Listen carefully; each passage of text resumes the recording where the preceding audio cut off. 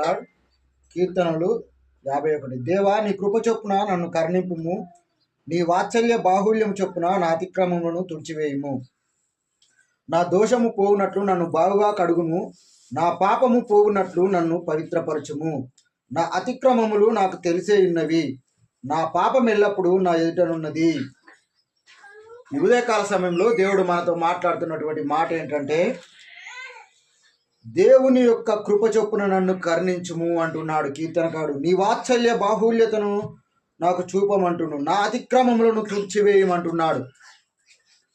మనము బట్టలు ఉతుకుతున్నప్పుడు ఆ యొక్క తెల్లటి వస్త్రాలకు ఒక మరక అంటితే ఆ మరక పోయేదాకా మనం సబ్బు పెట్టి ఏ విధంగా అయితే ఉతుకుతామో, మన హృదయం పైన ఉన్నటువంటి పాపం అనేటువంటి మచ్చను దేవుడు ఈరోజు కడుక్కోమని మనతో మాట్లాడుతున్నాడు.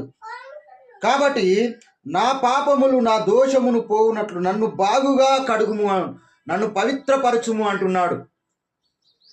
ఈ సంవత్సరము దేవుడు మరి 12 నెలలు మనల్ని కాచి కాపాడి, ఈ 12 నెలలను దేవుడు నువ్వు మురికి జీవితంతో జీవించావేమో, కానీ ఈరోజు నీ హృదయాన్ని బాగుగా కడుక్కోమని దేవుని యొక్క వాక్యం సెలవిస్తుంది.